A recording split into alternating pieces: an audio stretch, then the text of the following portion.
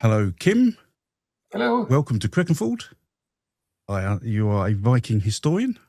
Would you please give a short introduction of yourself to everybody watching so they have an idea what we will be talking about today? Hi, everybody. My name is Kim Hjardar, and I'm a Norwegian historian and an author of some Viking books. And we're going to talk about some of my favorite topics today. I guess it's Viking Age warfare, maybe Viking Age women. So my passion is the Viking Age, so I think anything would do, actually. Okay, then. Well, let's jump straight into it. First off, the books you've written. I know they're certainly available in Norway, but you do have some translations. One Yes, of which is Vikings at War. yeah, I have one translation of one of my main books called Vikings at War. So it was out in 2019 in the UK and in the US, and it's done very well actually. It's in the second edition now, and I think they're planning a third edition. So I'm happy with that. And my book, that same book is also out in Danish and Swedish and in Spanish actually. Okay. Yeah, so it's doing really good in Spain. So the Spaniards, they are suckers for Vikings. That's nice. Yeah, okay. And apparently you have just finished your latest draft for a new book. Yeah, that's right. I delivered them the script actually yesterday to my publisher in Oslo, and it's called "The Treasures of the Vikings." Of course we're planning an English translation, so in Norwegian it would be "Vikingene skatter." But working with this book, it's not about like silver and gold. It's treasure is so much more than just the valuables. Mm-hmm. Of course, the valuables are in there, but I tried to take certain finds. It could be a piece of hair. It could be some ice skates from the legs of a cow. It could be a gold brooch. It could be anything, and I tried to put it into context. Write a small essay about uh, where I put the find into. Maybe the item is coming from Byzantines. Maybe it's Anglo-Saxon. So I tried to put it into context and make it a little bit more alive to the reader, and so now I'm about 780 small texts. I don't know. I don't think every text will make it into the book, Mm-hmm. and then every text is accompanied by one or two items, Okay. archaeological items. Oh, that sounds fantastic. Okay. It's been a great experience for me to work with it actually too, because I usually write books about where we have topics of women in the Viking Age or warfare in the Viking Age, and then I use the images just to exemplify what I'm writing about. But in this book, no, the image, the item, is the star. So everything has to start with the item, and that's a little bit different way to approach. Uh, uh, the Yeah. things, Yes. yes, So actually items. have a story behind them. Yeah. Yeah, and that's what you're. You make a story behind them, and you also make a context in which they emerged. Mm. Because the trade, the raids, the personal lives.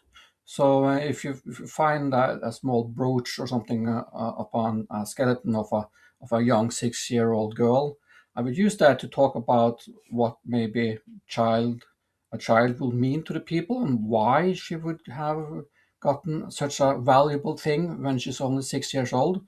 So a lot of those texts are also tapping into like real emotional things about the Viking Age, the personal lives of the Mm. people. So uh, I go into the religious items, weapons, gold, silver, and hairs from dead people. So Well, it's a very varied yes, topic. diverse topic. Okay, well, we'll look forward to that. So, Me too. Vikings at War is probably of interest to many of my patrons. And what do you think? What what when people say Viking warriors, because that's really what people often think about. I think a default for the public is you talk about Vikings, they think of these fierce warrior people going around attacking, raping, and pillaging and alike. What do most people get wrong about that image? What's misunderstood?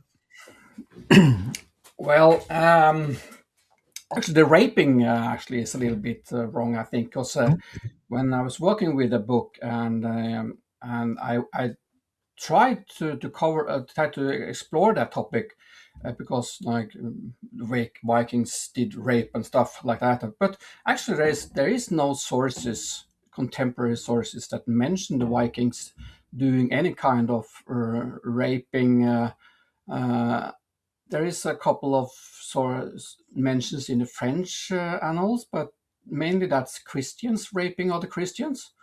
But but that doesn't mean they didn't do it. Of course, no. Maybe it was so common that everybody was doing it, so I didn't bother writing it down. But we can't. But we can't actually from the sources say that the Vikings went on raping campaigns in Europe um, as a tool or a political tool. But we know we know from other sources that ritual rape was used to degrade or to assert power or something. We have some wow. some sources from Kiev, Ukraine, that mentions this, and we have some Arab sources mentioning a raping of a slave girl before she was killed to accompany her warlord into Yes. the realm and stuff like that. But and we have a poem about the Vikings raping a guy in France. But there's some mentions, but not as we think about it. So like they went on Well, yeah. campaigns to do that. So that's one misconception that I'm trying to rectify in the book. Uh, and I also think that everybody in the Viking Age was, of course, not raiders. Everybody didn't went to England, but actually warfare seemed to have been a more integrated part in everyday life and in the life of every member of the Norse society, because this is a society where the mythology of war and the image of war and actually the fear of war is ever present. Mm, So even though we're talking about, okay, we have the farmers staying at home, but those farmers, they know how to use weapons. No, they are trained in using weapons. And maybe some of them goes on a summer ride with some friends, or they invest in a summer ride to get some valuables back in the autumn. But and maybe they don't go themselves. But the, to be a male in the Viking Age meant that you had certain obligations, and one of those obligations is to be able to use weapons and to defend yourself and to defend your friends and your allies. yes. So, and also the Norse religion is very warlike, and every god is a warrior, Yes. and the symbols of war is ever present. Yes. I mean, that reflects then the culture that everybody was on. Literally, was it? Would you say they were on, we say, edge? Like they were worried about being attacked all the time, or were they ready to It's a go? very stressful society, especially for the ruling classes, because it's not like we think when you see the first episode of Vikings. You see the earl demanding everybody's loyalty, uh, and he's like ruling like a Christian king or something. It's not like that, because if your loyalty, the chieftains of the upper classes have a responsibility to redistribute wealth down to the system, and if you don't do that, they have no obligations to support you in any way. So it's a two-way system. It's not a man on the top controlling everybody else. that's like a feudal thinking, Mm. and Norway was never a feudal society, not even in the medieval ages after the Viking Age.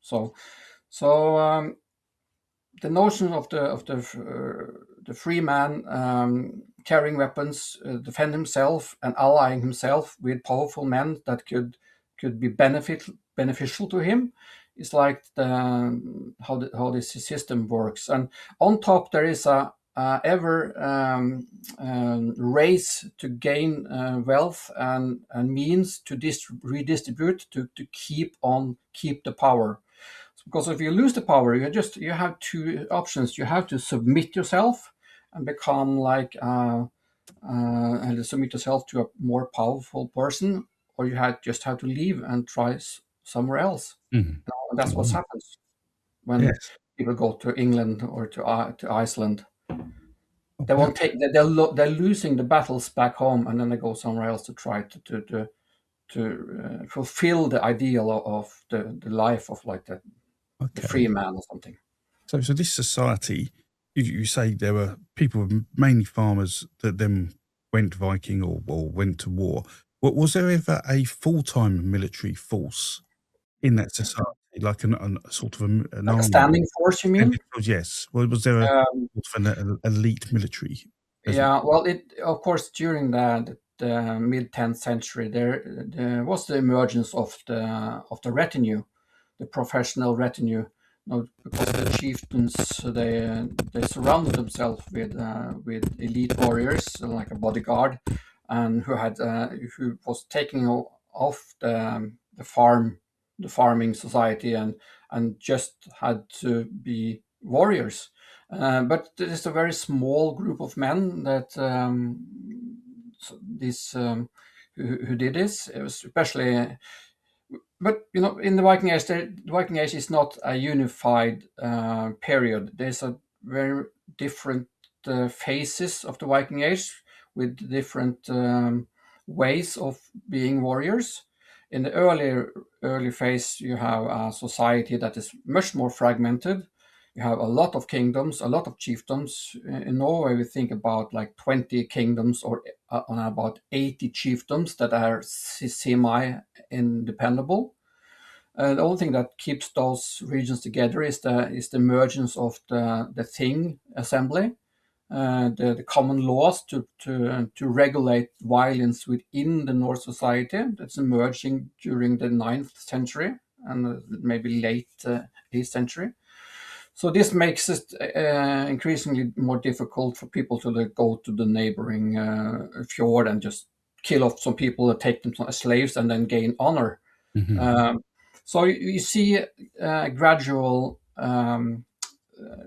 restriction put on the society, and maybe that's one of the reasons that they when we are at the end of the 8th century and early 9th century, that they choose to go outside Scandinavia to do the raiding, because they know this, that they are starting to putting sails on the ship in the 750s, maybe a little bit earlier in the Baltic area. And this new technology just opens up the Atlantic Ocean right at the time as the Thing assembly and the more controlled society is emerging, and the battle between the kings and the chieftains is reducing the number of those kind of people. So we see the start of a development which ends up with the unified Norwegian kingdom in the 11th century, starting about the early 9th century. So this development also affects how people are doing war, because all those people who loses these internal power struggles, they have to emigrate, and some of Mm. those, of course, end up as farmers in the Danelaw. But a lot of those people don't go back to farming. They are staying within a warrior community. So they are like, we have the Great Heathen Army. So of course, it's a very famous example, and this is an army that exists for I think about 40 years, Of course, there's not the same people as the people who, but the army is together for 40 years, but people are arriving and leaving all the time. So this is a lifestyle, and especially in Bretagne, of course, that there was a lot of Viking camps and warriors in Bretagne, but they don't seem to be farming at all. They're just living as warrior collectives. So this is something new that emerged during the 9th century. And of course, when the Vikings become conqueror and they conquer England and Normandy, those kinds of raiding parties or armies, it has no longer a place in the society, because they are pushed out, and gradually they are disintegrating and they're just fading away, and we have the emergence of the great kingdoms, like the Danish Knut the Great kingdoms and all of the holy kingdoms, and in Sweden we have the emergence of kingdoms. So the Viking Age is a long process where the what a warrior is changing during the period. The process. Yes, Okay. and this is what the book is about, of course. Hmm. Okay. So you mentioned it quite interesting how Norway becomes Norway, and I know Yeah. there's a battle of is it Hafrsfjord? Hopsfjord, yes. Hafrsfjord. Mhm. So I mean that happened is it the 10th century ish? Yeah, yes, it's 9th century. It's about if you would believe the sagas or the modern interpretation of the sagas, it's in 872. But Okay. it but it could be as late as 900s, and it could Mhm. be a little bit earlier, because we are now into the realm of the myths. Yeah. There is no recorded history from the period that's talking about this battle. We have some skaldic poetry that might have been composed not very long after this battle, but if this was a small battle that has been Exactly. exaggerated in the sources, we don't know.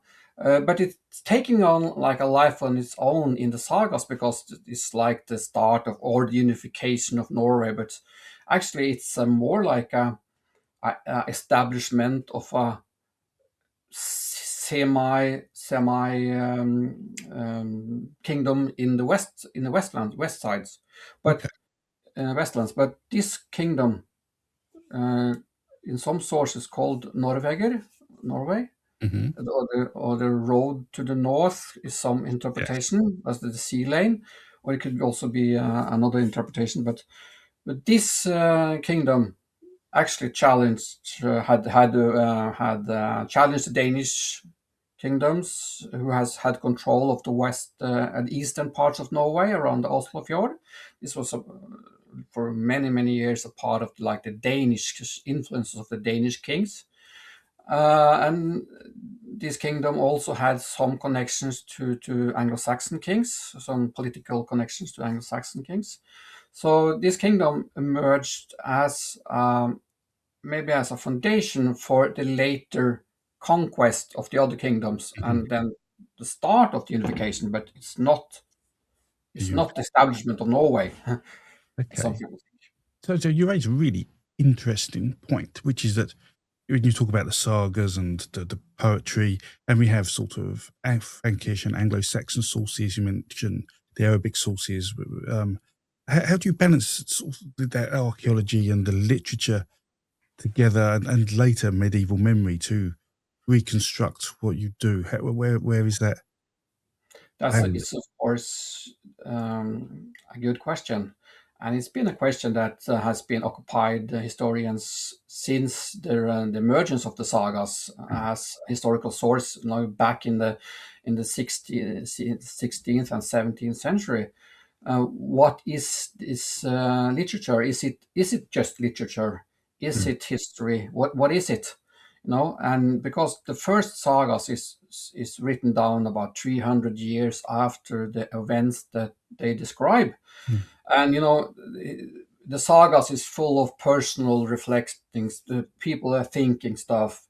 So there is a great element of prose in this, Mm, because we don't know what people think and thought. mm, Uh, so it's literature, but as Snorri himself is the most famous of all the authors, because mm, most of the authors are not known to us. The names are lost. But Snorri we know a lot about. He was a Icelandic chieftain, a powerful man in his time, and also a great scholar. And he wrote some of the greatest sagas that we have, the king sagas, and maybe mm, also the saga of uh, Egil Skallagrimson. mm. Uh, and he says in the start of his book that his sources are an oral tradition that he has picked up on, but he also says also that he used skaldic lays, skaldic verses Mm. as a source. And what we know about skaldic poets is that they are composed to very, very strict rules. So when the stories was performed in the halls in the Viking Age, they would perform the poets, the poetry, because it's like a hit. People are memorizing the famous poems from famous skulls like today. And but the follow-up story, the story that they tell in between the verses, this is subject to change because people will add and retract and put on Absolutely. something. So when this story is reaching Snorri, it's been stretched and changed and developed for centuries. But the skaldic poetry that's accompanied the stories, they are strict. They are so strict composed that they are very, very resistant to change. You can't change it. Absolutely. You have to to to, to recite it precisely. So that's our source. That's the source that takes us back to the Viking Age. So you can use the skaldic poetry, but of course, the Skaldic poetry always deals with the heroes, deals with the kings, deals with upper classes. So they don't really tell us anything about the people below it. But as a political source to political development, the political story, I think the Skaldic verses is just great, and they're also sometimes very fun to read and has a lot of, especially the religious Skaldic verses tells us a lot about the belief system and God's position in the society and stuff like that. So that's a great source. But the follow-up stories that accompanied the Skaldic verses, we had to be very, very careful about them. Okay. So I Um, don't use that too much. okay. Mm. Okay. I mean, yeah, I have to agree. The work I do in comparative mythology, poetry is a really good source. You think of it as far better than prose because it has a structure. If it's changed, you will notice it. Yeah, and we do notice some changes in some of the poems we see in the Eddas. Certainly, Mm. the Volaspor. We have two versions Yeah, of it at least, yeah, and we there's have some slight Norwegian. changes. I mean, a lot Uh, of it's the same, but that's fascinating. and it's not always the same author, Mm. they're adding on new verses after a while. So We so see so that of to make course, it keep it relevant, because if the yeah. poem isn't relevant, no one will tell the poem. Mm. That's the point. So what are the differences between what these poems are saying about Vikings and warfare compared to what you found out about Vikings and warfare? Yeah, are there exaggerations? Are there things that don't happen? Were the fates, the Norns, as important as people think No, in terms of attitude? I think that the poems are supposed to be delivered live in front of an audience and also in front of the persons that they are telling a story about. Now, the kings of Norway or kings of Denmark or Sweden, they always surrounded themselves with a lot of skulls, like to have like a apparatus of people that could tell or exaggerate, tell their story, or just so they could get more and more known. But it would be quite dangerous, I think, for a skull to stand in the hall and tell lies. Mm. Now people would recognize that as a lie, and that would be degrading for the chieftain if somebody tried to say that he did things that he did not, or Yeah. exaggerate his exploits too much. But there is a style of like they had to praise, but direct lies, I think it would be very difficult to do. So the core of the poem has, I think, has to have a Truth. truth in it. Yes, Factual. just to be accepted in by the audience at the time. Yes. But of course, as I said, the poetry, they concern themselves with the mighty and the upper classes, and we lose sight of the common people and their struggles and their lives. And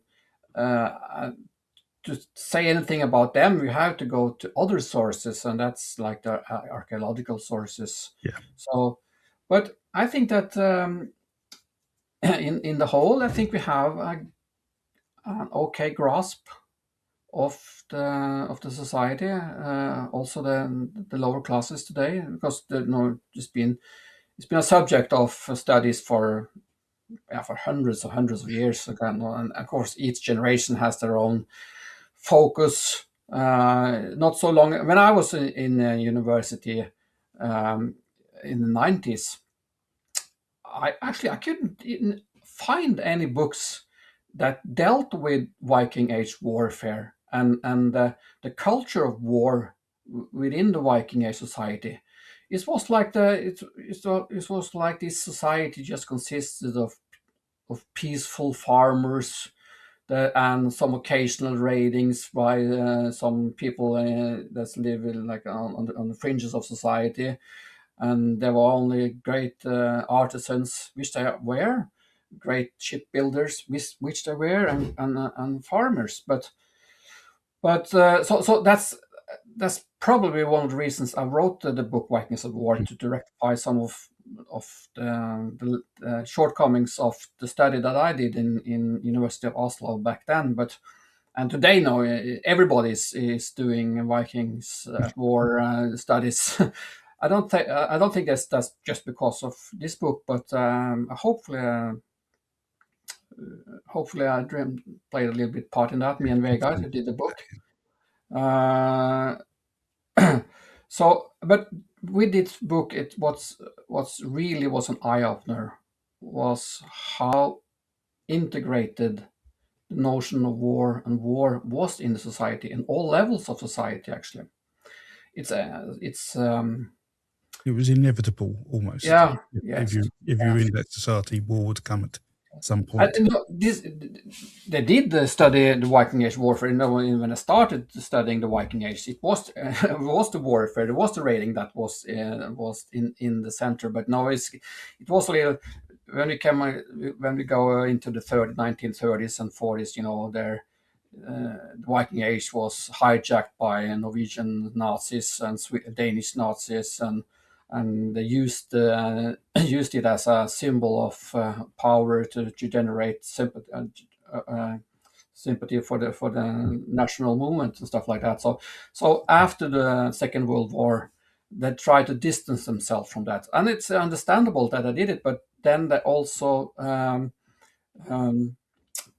covered up very a very central part of what the Viking Age was about. So today we can discuss the Viking Age in a more sober manner. Yeah. You can see the Viking Age for what it really was, and not try to cover up certain aspects of it. They did human sacrificing. At one point, I guess 30% of the population were slaves. Females were frequently used as sex slaves. They were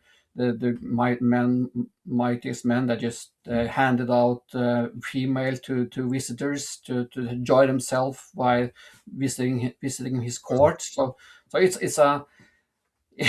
it's a society with so many different aspects, and that's mind-boggling, because on one side you have this beautiful art, Mm. the craftsmanship, Oh yes. the attention of details, the notion of honor, the law system, the free citizen.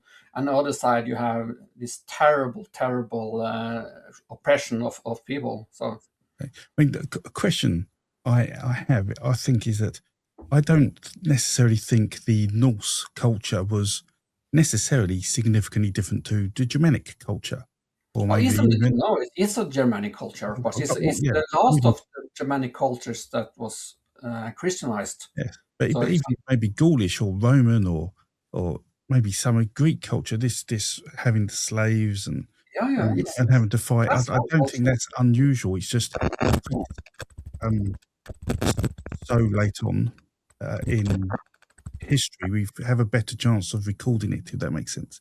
There's more Yeah. evidence, which probably brings me to my next question, which is, in terms of this evidence, what perhaps is the most recent discovery or method that has changed our understanding and your understanding of the Viking Age? I mean, what has happened recently? Has anything come up that's made you think, oh, you know, they are different because of this? I'm not. Good question. No, I've been working with this topic so long that I'm quite blind to Okay. what people know or not know outside my little bubble about the Vikings. So, but I think, of course, we have DNA today, Hmm. and the tool of DNA will significantly change how we approach the Viking diaspora, or the Viking how where actually also where the Scandinavian population came from, because um, the Scandinavian population in the Viking Age was actually a melting pot of DNA and cultures. Now, if you think about 30% of the people being slaves at one point, and those slaves are not local. There's maybe Mm. some local slaves, but they are brought in from outside, Yes. from England, from Ireland. Asia, from the Yeah. north, far north, from the Samis, from even further north than that. Okay. And we have DNA from, and they were active around the Caspian Ocean. They were active in Spain, and all these people were brought back to Scandinavia, and so it's a melting pot of DNA. So trying to use like the Viking Age for some kind of white supremacy agenda, that's just Yes, that's because of just that. nonsense. That's not happening. That's maybe one of the greatest discoveries that has come with this tool of DNA. Yes, last 10 years, that's certainly made a huge difference in much research to understand migrations Yeah, and yes. things. Yes. And So, this, yeah. the Vikings we call them Vikings, but also Norse Mm, yeah. was a people that was not locked in a cultural bubble. Um, they were what I would call the opportunists. They easily changed gods if another god, a Christian god, or maybe even an Islamic god or some other god, showed themselves to be a potential way to gain some advantage. They would just switch gods like that. So, Mm, and when they you see that when they go into the Slavic areas and go to England, it doesn't take very long for them to be assimilated into the local populations. So they're not like sticking to the guns or sticking to the Norse way of living. They're just going with the flow in many ways.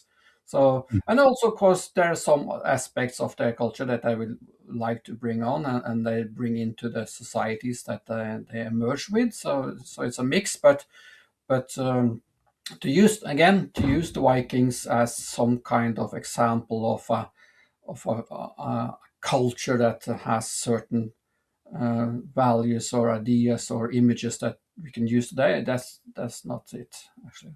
Sorry. Okay. That's really interesting. That is. So, Also, yeah, and also, what's bugging me a little bit is like if you have all these neo-pagan movements, like Åsa Tro, they are going into the worshipping of Norse gods and stuff. But actually, we don't know a lot. We don't know enough about the Norse religion to even try to reconstruct it. So it's just some, in my opinion, futile attempt to. Of yes. course, people can believe in Odin or Thor or whatever they want, but don't say it's a Viking Age religion because you Mm. can't reconstruct it actually. Yeah, so that is a really good point. And I get frustrated with that. People, Mm.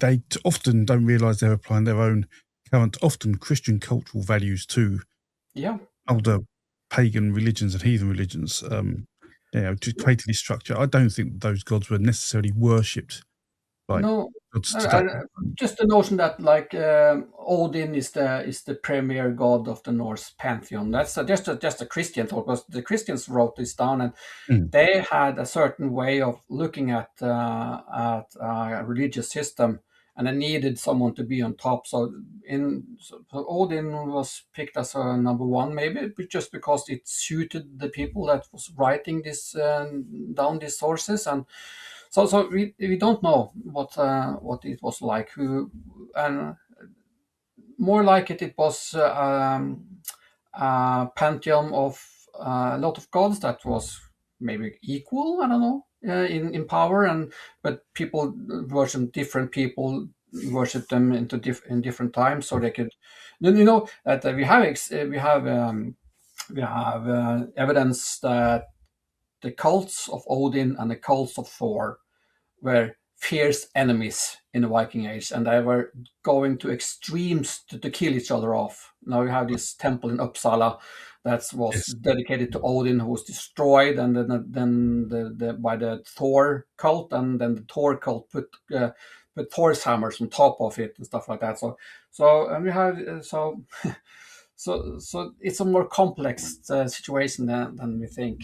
yes, I like that. So yeah, when we see that sort of interpretation in the Roman texts from Tacitus, the Romano Interpretatio, where they say Mercury and Odin are similar, where maybe there may be some visual cues that are similar, but I don't think they are necessarily similar in many ways.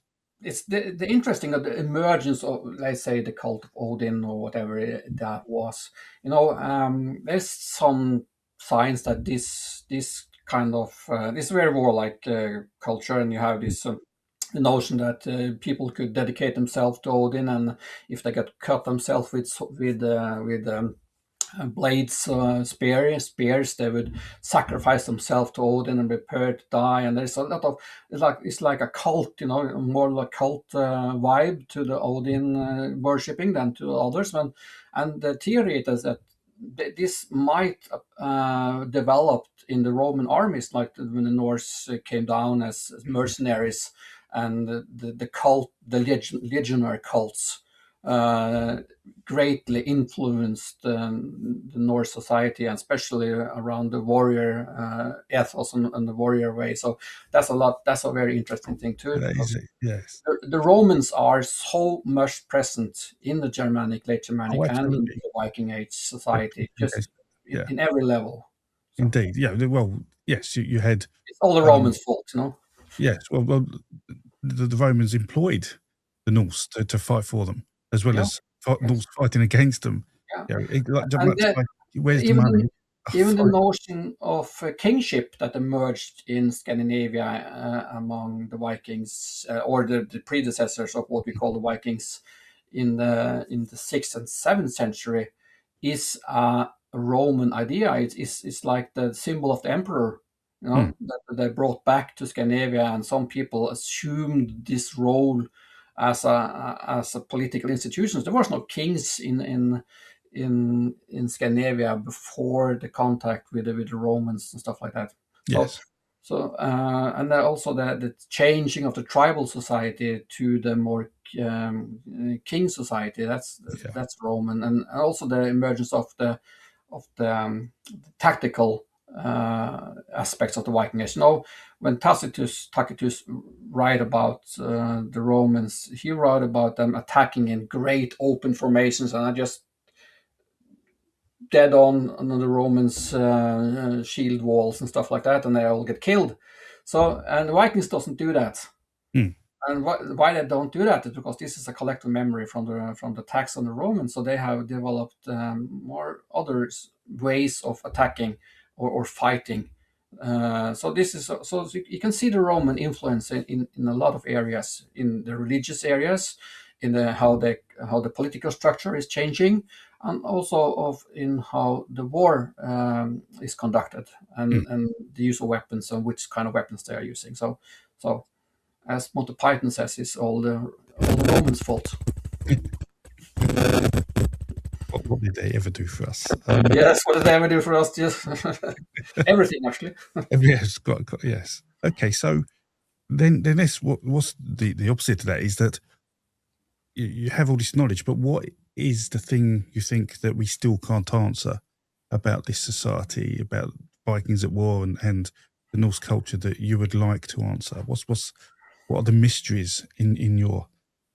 Well, there is one great mystery that everybody is concerned about, and that's, did female fight as warriors in the Viking Age? I get. Also, there's a lot of kind of questions that I would like to have answered, but this is the one that I got the most. Did women fight in the Viking Age? Were they warriors in the Viking Age? And there seem to be a lot of people that really want that to be the case. Even scholars and universities and curators of exhibitions, they all want this to be true. But and I have been pondering this question as now it's been 15 years since I started thinking about these questions, and I have changed my mind several times on the topic. Right now, as I wrote in my latest book about women in the Viking Age, if you will go and ask a female in the Viking Age, do they exist? Do female warriors exist? They will say yes. And then you will ask them, have you ever met one? And they will say no. Okay. Yes, because there is a possibility in the Viking Age. When you look at, and one of the other great aspects is the notion of sex.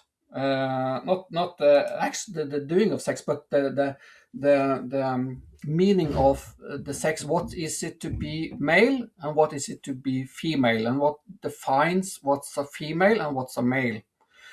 And it seems to be very strict rules connected to being a male or being a female, and to crossing over and mixing those two is seemed to be there's a lot of words for ergir and stuff like that, unmanly, or it seems to be not very well looked upon. Of course, you have Odin who does this and is criticized for it. And we have also men that conducts in homosexual activity, but not as the receiving part, but as the like the male part, and it's okay. And you have grave goods with men's grave with female items and female graves with male items. So something is going on in the notion of what sex means in the Viking Age. And my theory, or not mine, but our theory, is that there is a strict what do you call it? A strict wall between the male and the female, but that's not linked to gender. Your born gender. That's linked to a cultural gender.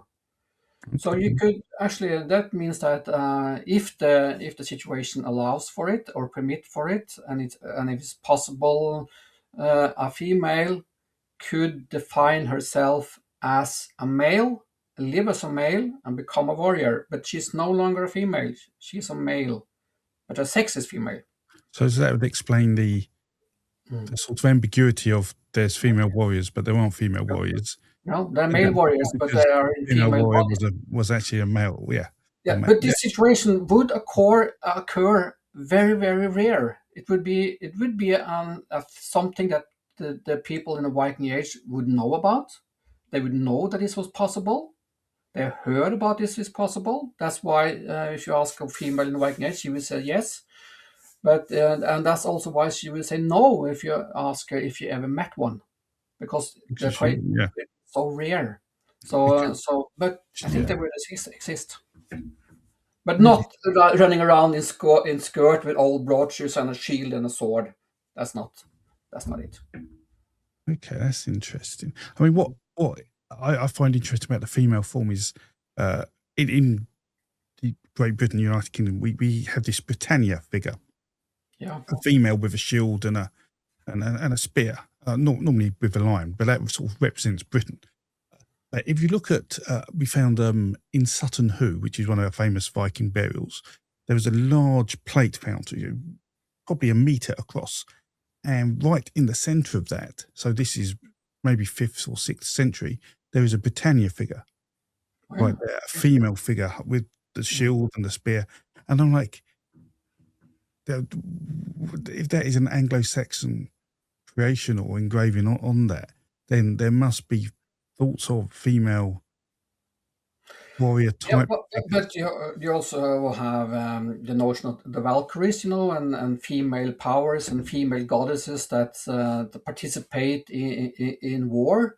So I don't think that, and we also have a lot of female amulets with shields and swords and spears from the Viking Age. But I don't personally, I don't think they represent actual women. They are more like the religious version of the women. Yes, They are yes, like the Valkyries that support Odin or picking up warriors from the battlefield, and the female goddesses that also conduct in warfare, like Freya and stuff like that.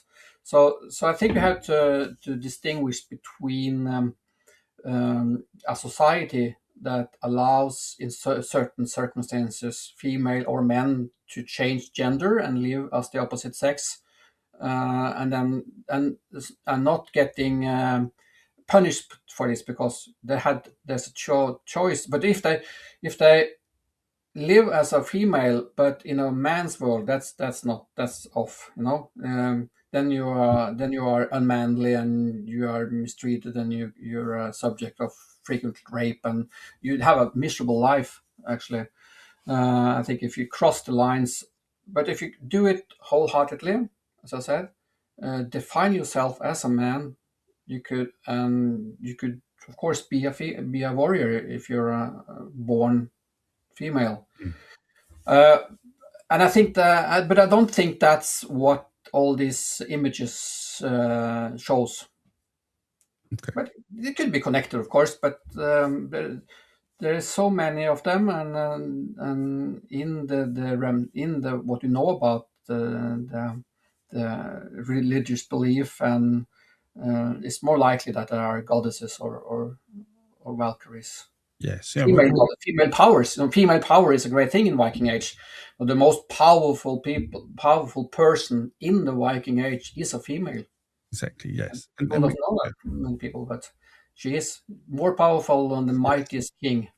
yes. Mhm. Even Odin goes to see a seeress to get the answers to Yeah.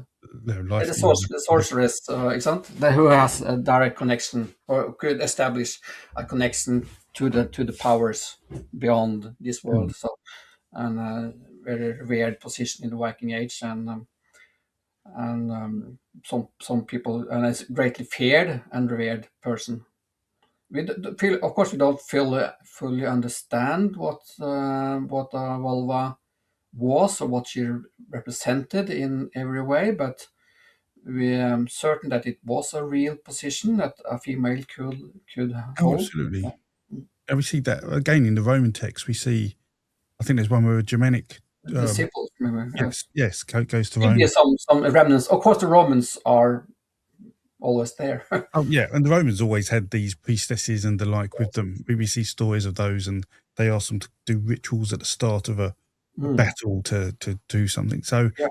When was I mean, were there rituals in battle? Is that something that you Yeah, well, studied well, of course, I before, think during, and after? yeah, a battle is is what do you call it? Some kind of, in Norwegian we call it a bloat, a sacrifice. Mm, So a battle is a sacrifice, actually. So of course there are rituals connected to the battles just before the battles or after battles. Maybe not as potent as they did in like the fourth century or second century, where they sacrificed like thousands and thousands of slaves and all their equipment in bogs and stuff like that. But there must be. We have these horned figures with spear dancers and stuff mm, that seem to indicate some kind of rituals. We have the notions of the berserker who is going through rituals to get into a trance before war and to become more brave and stuff like that. So there must have been a long range of rituals being done among this warrior society before we're going into battle, and especially if they were victorious, there would be sacrifice and rituals after the battle as well. yes. So I understand from the text, I understand is that when soldiers were captured, male soldiers, um, they couldn't really do much with them. So rather than feed them and use resources on them, it was de facto to sacrifice them. 'Cause that's an easy way to deal with Well, them. Is that true? Is that I think that's not. I would expect that in some cases there mm, could be human sacrifice involved in celebrations like that. But in the Viking Age, there are the one that is fighting is the chieftain or the king. So mhm, the kings are fighting each other, and they have supporters that they have been cultivating through. They have, of course, the personal supporters because that owe them their lives and mhm, has the loyalty, and then have a lot of supporters that they have that choose to support them because they are getting wealth and riches from this person. mm, But when this person is killed off, no, his army has nothing left to fight for, so they just could just pack up and go home. So I think when the battle is won, when the leader is killed, and then we see and you see this in the sources, the Vikings they always go for the leaders, and then they did this in England. Went straight for the English kings to try mhm, to kill off them in the early stages of the battles. But they misunderstood the Christian way of doing things because in the Christian system there was an heir, and so in Christian societies the people fought for the institution, not for the king itself. So mm, if the king killed, someone else would just take his place, and they would keep on fighting. And actually, that's why the Vikings didn't win whole of England because they never got that. But in the Vikings themselves, when the leader was killed off, there was nothing more to fight about. mm. So I think people just went home, actually. Really, So, rather than yeah, use those resources. yeah, and you said hello to your enemy. Thank you for last time, and well, see you sometime like later. I have to go back to the farm. So Yeah. so how were battles then? Because I mean, we see, unfortunately, many people see Vikings, the TV show, as maybe their view of what a Viking battle is. I mean, was that how battles were? Two great groups just Oh, running at each other, or was it more tactical? Yeah, what yeah. was it? That's I think it differs what kind of battle you are thinking of, because in the starting of the Viking Age period, we have this the raiding period. Mhm, Then we have like 25, 30 people in a ship's crew, or maybe two ship's crews that are fighting together, and they have been staying together, living together for a very long time. So they are very known. They know each other, and they could fight as a unit.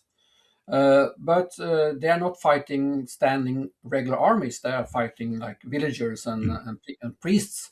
So they are not organized in the same way, but they have this hit and run tactics. Uh, I remember during the first Gulf War, there was this shock and awe They Mm. use shock and awe, like they go in and bomb the shit out of them and to scare them not to fight back. And actually, that was the tactic of the Vikings: just go in with a lot of force in the beginning, lot of noise, couple of kills, and then you pacify the population. Then you can go on to pick out those who's for ransom, those who want to take as slaves, and you go on an organized hunts for the valuables, and then you leave, and you just leave the people who's not interested, and you just leave the rest and go. And so that's how they conducted it in the start, and this gave great dividend in form of honor and wealth, and it's poured on new attacks and new attacks. But eventually, the local, the feudal lords started to beef up the protection to confront the Vikings. And as soon as they do that, these tactics doesn't really work Mhm. that good. So in the second phase of the Viking Age, and then we come to the Great Heathen Army period from the mid 860s and onwards. You see another type of warfare. We see the more structured warfare. Those ships, those crews from all those ships, they are fighting together in what we call a lead, a small group of people staying together, and those are trained in what we call line warfare. If they are defending themselves, they're very able to form up with shields in the first leg, and then spears and axes in the back. So they can be very effective when they fight under their own banner. And if you put like 10 ships crew side by side, then you have a phalanx or a big line. So Vikings could fight in that, but they're not very good at walking in like a Roman army marching in front to the enemy. So if you want to break a line, then you have to use other tactics.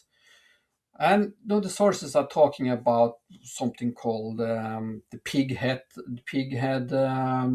phalanx, Mm. svinfylking. Some in the sources invented by Odin, and they imagined it to be like one guy in front, and then two guys, and then four guys, and then onwards, like a spear, and then they would run towards the line and then break it.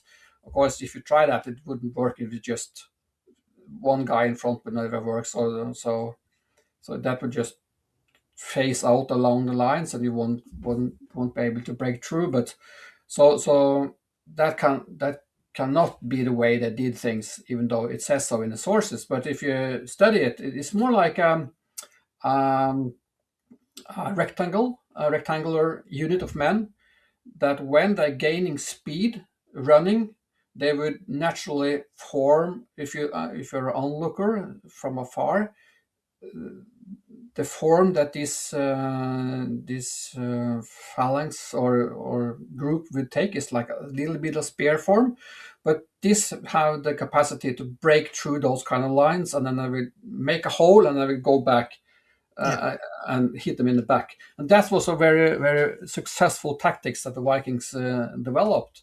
And a lot of battles was conducted that way. If you wanted to break a line, you had these specialized crews that know each other and fight together, and that is punch through with a great force.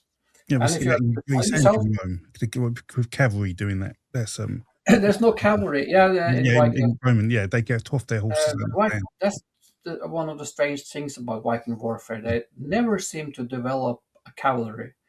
The only place they do that actually is in Ireland.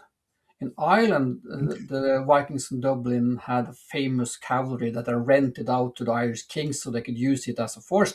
But that's because there was no cavalry in Ireland before the Vikings arrived. So that was a niche that the Viking could develop in Ireland. But in France and England, the cavalry that was already there was so fierce that the Vikings couldn't compete with that. So they didn't develop a cavalry in Scandinavia. They did in the late Viking Age. They had some development of the cavalry, but not as a huge cavalry that would break down enemy lines. The horse was more used as transport. Hmm. Yes. getting from a battlefield, and then they will dismount, and then they will line up or try to position themselves to kill off the leader. And this the Viking Age military strategies developed through the Viking Age, and when we come to the 11th century, when we have the great kings, Knut the Mighty, we have a totally different system. Then we have like a professional hird, a central force, and then you have peasants, conscripts almost, who does the bulk of the army. So the Viking way of doing battles changes all through the Viking Age, and that's also a very fascinating thing. It's not the same. Yeah. That's Yeah. also what the book is about, of course. Okay. Yeah. So that concludes very nice. So with Canute, and he brings Scandinavia and Britain together briefly. So Yeah. what do you think signaled the end of the Viking Age? Is it Christianity? Is it a different political system? Is it trying to be too big an empire and it collapsing? What do you think brought the end to this? No, Knut the Mighty's empire is a personal empire. It's connected to him as a person and not as an institution. So when he dies, it disintegrates. But the idea of his empire lives on, and that's why we get the Battle of Hastings and Mhm. 1066 and all that. But the end of the Viking Age, I think that is a combination of factors. Of course, the Christianization and the new belief system is important, but the late half of the Viking Age almost is a Christian Viking Age, as Mm. the half of the Roman Age is as a Christian Roman Age. So the Vikings becoming Christianized from the late 10th century and onwards really doesn't stop what we think about is the Viking Age. It's keep on going for 50, 60, 70 years more as a Christian Viking Age. But then we also have and what else that the Christianity offers is a new type of kingship, where the king doesn't need the local where the religion is removed from the chieftain's domain Mhm. and into a special class, the priesthood, who has a monopoly on religion, and those allies themselves with the king. So the Christian kings and the church are like dividing up what used to be the domain of the chieftains and the petty kings in Scandinavia. So by removing the religious power from the chieftains, by consolidating the political power in the institution of the new type of kingship that is emerging, then you get a more powerful state. Is a state that is more dominant, and it's not as democratic, of course, as the Viking Age was, but it's a more it's a state that can assert a greater degree of control over a larger area. So you have a Christianization, a new belief system that puts the gods, the old system, the local religion, the local system out, they put them out. Then you have a political system that favors a centralized way of ruling. Mhm. And then we get more and more integrated into the trading and the daily life of Europe. So I think it's a natural process that was happened to the other Germanic tribes hundreds of years before is now happening to the last of the Germanic tribes, the Vikings. They just got assimilated and changed by this new uh, way of thinking about politics and religion in Europe. Yeah. And of course, the emergence of the writing language and stuff like that. Now the oral tradition is disappearing. So it's a cultural transformation. It's a political transformation. So and together this brings an end to the Viking Age. So it's not like a battle in the Battle of Hastings. Okay, maybe the Battle of Hastings changed. It ended the Viking Age, but only in England, of Mm. course. Is quite strange to talk about 1066 as the end of the Viking Age when you talk about Scandinavia, because Mm. not a Not Scandinavian event correlated, at yeah. all. Yeah, No. to us, they're Normans. We think of them as French rather than Vikings in England. Yeah, so using 1066 as the end of a Viking age, that's just That's bonkers to yeah. me. No, Yeah. no, mate. But I think that when we are coming into the 1050s, at least, especially after the 1066, when Harald Hardrade dies and his son Olaf the Peaceful takes over, he transforms a lot of how a kingship is also looking outwards. He's, before his time, the kings were always sitting on the long side in the hall, in the mid center of the hall, on the long Mhm. wall, but he changed it to the end of the table instead, as they did in Europe. Okay. So subtle changes like that. Makes him Uh, more of a leader, like yeah, yeah, rather than an equal. yeah. Yeah. He's not a part of the elite anymore, but he's above the elite. Yes. Wow. Yes. So, so the change, the end of the Viking Age comes suddenly, not suddenly, but Hmm. it's subtle, and it's in some parts in Denmark it comes earlier, and in part of Sweden it comes later, and you have people in the 13th century that still goes Vikings and believes in Thor and Odin in some remote Oh, parts. absolutely. I mean that continues for Yeah, quite some time. I mean, it's a difference between the ruling classes having a religion and the yeah, people on the ground having a religion. yeah. Although, yeah, Yeah, yeah. and in local people's daily life, you have examples of people worshiping Thor at home up until the 17th century, I Mm. think. Yeah, Yes, yes, we see that. So it's fascinating. I like that. Yeah, the localized religion is yeah, well, it's hard to understand because it is localized. It's so diverse. There isn't an yeah. example you can pick out and say this is how people Yeah. felt because But it's. we lost the Viking Age, but now we gained the medieval state, and which Mm, is a foundation of the modern state. But I think that the main victim here is the women, of course, the females. In Viking Age, the females had a great position. In They were the keeper of tradition. They could assert political power alongside men. Like we have this notion of the ruling couple, the rules together, and her role is as well as important as his role, and together they make out a complete um, kingship. mhm, We have women central in healing, in especially in religious affairs. The vulva, of course, is the mm, central person in the Norse religion. They are skalds. We have female skalds working for the greatest kings. We have female rune carvers that making rune stones. All this is lost. There's no room for that kind of female activities within the Christian times, and I think that's that. But that's sad actually to think about. well, yes, yes, yes. When a culture changes, yeah, Mm. certainly their religious belief. Mm. Yeah, the But changes are incredible. Yeah.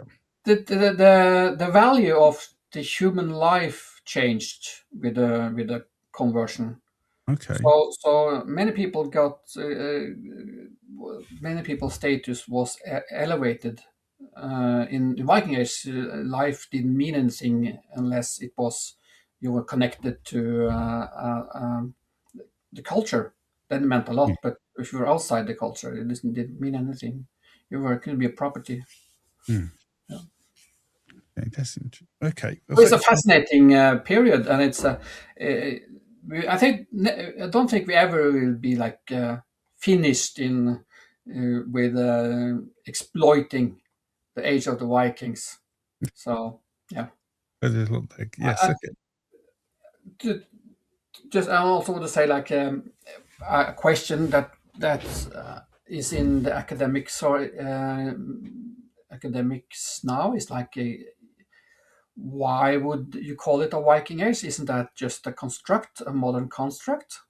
Um, isn't this just the Iron Age, younger Iron Age people? And I also have friends that are scholars that refuse to use the word Viking Okay. Age. And I think that's stupid, because if you see in this late 8th century, there are so many changes. You have the change in the art styles. Hmm. We have the emergence of the Viking Age arts, the dragon styles from the Viking Age, Oseberg style and Boris style and Yelling style, and these are so different from the other styles. We have the emergence of the sail and the ship technology. We have the explosion in use of iron in that period, where we get a Absolutely. more militarized society. So I think there is so many things that says that this period has enough characteristics to be defined as a Attached to that way of life. Yes. I mean, 'cause that's all it is. It's just a label to define a period of time. We used to, in the Iron Age is a really rubbish term because it's yes. different times all over Europe. It's, so yes, I totally agree with that. And the Celtic culture is another one, very ambiguous, and Mm. then it's named after the Taino culture, which we're familiar with in Celtic. And I Exactly, also, it's just a label, for but people also, to I think understand. we need those labels. I think Yeah, we need we do. it just to make sense of the past. Yeah. Yes, but you have to be able to define that label. That's the important thing properly, so people don't misrepresent it, which you often see sometimes, certainly with the Germanic and Norse culture. Mm. Okay, Kim, that's been a fascinating hour. Really interesting, really interesting. I will definitely have you back if you want to come back to talk about the treasures. But before you go, we're going to bump into each other again very soon. Yeah, we are. We're So why coming. don't you tell people about what's going on? Yeah, I'm also what do you call a reenactor, a living historian, and for since the 1996, I have been member of a reenactment community called Borre Vikinglag, who has since 1994 had one of the largest meeting places, markets for craftsmen and reenactors in Scandinavia for it's been over 30 years now. And this year, and now this market is only every second year, and it's a great event in one of the most beautiful places in Norway, in the park at Borre, where all the great grave mounds are. And I invited you to come and hold a talk for us. We have the week leading up to the market itself. We have a lot of courses in different craftsman's techniques, and we also have a series of lectures.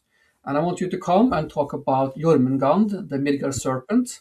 So, and we really look forward to seeing you there. I'm looking forward to being there and the events that go on after dark, the Yeah, it might be a celebration. little And songs. possibility for a little, you know, Well, skull. it'll be rude not to participate. That's what I can say, Kim. Um, Thank you very much. Before we go, in your book, in terms of Treasures of the Viking, is there a published date you're expecting that to come out? Yeah, I don't have an exact date, but it's going to be out in the end of October. In October, so before So it Christmas. will So be, yeah, it will be going to the print in September. So we will have it in the end of October. So watch out, Christmas shoppers. exactly. Excellent. Well, good luck with that. Thank Kim, you. it's been an absolute pleasure. Really interesting. Thank Nice you to be very much. here. Thank you. And to all your viewers, have a nice day and enjoy the Vikings.